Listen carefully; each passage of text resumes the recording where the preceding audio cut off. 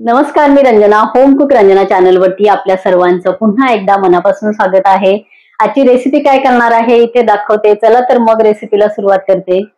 आजची रेसिपी करणार आहे कांद्याची भाजी. बघा, यासाठी मी काही कांदे घेतलेले आहेत. तर हे कांदे मी साफ करणार आहे.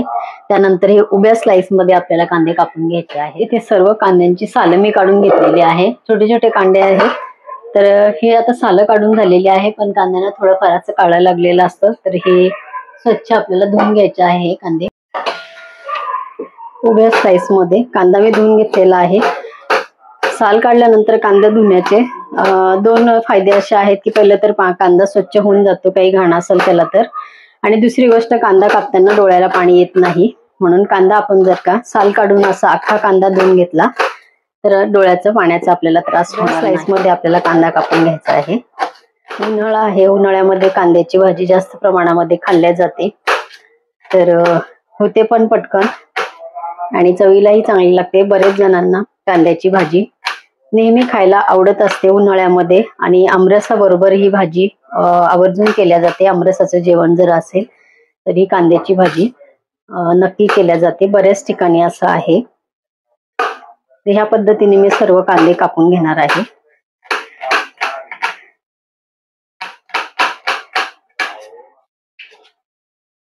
इथे उभ्या स्लाइस मध्ये कांदे कापून झालेले आहेत. 8-10 मी लसणाच्या पाकळ्या घेतलेल्या आहे. त्याच्यामध्ये मला 1 टीस्पून मी जिरं घातलं आणि हे आपल्याला कुटून घ्यायचं आहे. जिरं आणि लसूण एका ठिकाणी कुटायचं आहे. चला, लसूण जिरं कुटून झालेलं आहे. या पद्धतीने आपल्याला हे कुटायचं आहे. फोडणीच्या तयारीची सुरुवात करूया. तेल व्यवस्थित गरम होऊ द्यायचं आहे. आणि इथे मी काही घेतलेला आहे फोडणीसाठी. कढीपत्ता स्वच्छ धुवून घेतलेला आहे. तेल चांगलं कडकडीत गरम करायचं आहे. कांद्याची भाजी झटपट होती, चवीला चांगली लागते आणि उन्हाळ्यामध्ये आवर्जून कांद्याची भाजी बरेचदा खाल्ल्या जाते. नक्की करून बघा. थोडेसे शेंगदाणे आपल्याला जाडसर कुटून घ्यायचे आहेत. थोडेसे शेंगदाणे, भाजलेले शेंगदाणे आहेत, हे जाडसर आपल्याला कुटून घ्यायचे आहेत. तेल गरम होतं तोपर्यंत आपण लसूण जिरं एका बाजूला काढून आणि त्याच खलबत्त्यामध्ये आपल्याला थोडेसे शेंगदाणे बारीक करायचे आहेत. तेल व्यवस्थित गरम झालेलं आहे. कढीपत्ता आपल्याला तेलामध्ये घालायचा आहे. थोडंसं हाताने कढीपत्ता तोडून आणि तेलामध्ये घालता. कुटून घेतलेलं लसूण आणि जिरं आपल्याला घालायचं आहे. 2 चिमटी घालायचं आहे हिंग. अर्धा टीस्पून पेक्षा कमी घातलेली आहे हळद. आणि तिखटाचं प्रमाण मात्र तुम्ही तुमच्या आवडीप्रमाणे घाला. तर मी बघा एक भरून चमचा घातलेला आहे, दोन्ही हाफ करून. आणि तर तिखट तुम्ही तुमच्या आवडीप्रमाणे करा. कारण कांद्याच्या भाजीला अगदीच भाजी तिखी असेल तर ती चांगली लागत नाही. म्हणून तिखटाचं प्रमाण थोडंसं व्यवस्थित घातलं तर भाजीला चव चांगली येते. व्यवस्थित आपल्याला कांदा हा परतून घ्यायचा आहे. शेंगदाणे भाजलेले आहेत त्यामुळे आपल्याला ते नंतर टाकायचे आहे. कांदा व्यवस्थित मंडळी आपण मिक्स केलेला आहे. थोडंसं आपल्याला घालायचं आहे अर्धी वाटी पाणी.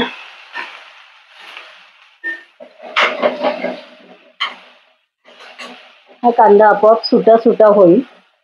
अगदी 1-2 मिनिटांमध्ये मस्त तो कांदा सगळा असा मोकळा मोकळा होतो. चवीपुरतं घालायचं आहे मीठ. कांदा थोडासा वाफवल्यानंतर कमी होतो, तर मीठ प्रमाणातच आपल्याला इथे घालायचं आहे. जास्त झालं तर भाजी मात्र खारट होऊ शकते.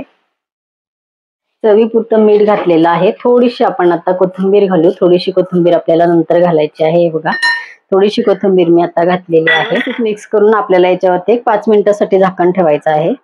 त्याआधी आपल्याला घालायचं आहे दाण्यांचा कूट. शेंगदाणे भाजलेले असतील तर आपल्याला दाण्यांचा कूट कधीही करता येतो पटकन, आणि तो तेलामध्ये परतवला नाही तरी सुद्धा चालतो. कोथिंबीर आणि शेंगदाण्याचा कूट आपण व्यवस्थित भाजीमध्ये मिक्स करायचा आहे. आणि यावरती आपल्याला ठेवायचं आहे झाकण. मस्त वास सुटलेला आहे. 2 ते 3 मिनिटं आपल्याला याच्यावरती झाकण ठेवायचं आहे.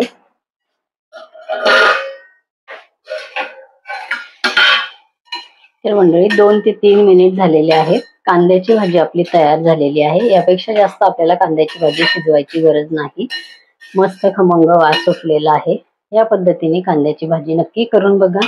आता आपल्याला इथे घालायची थोडीशी कोथिंबीर आणि गॅस मी बंद केलेला आहे. कांद्याची भाजी आपली तयार झालेली आहे. या पद्धतीने नक्की करून बघा.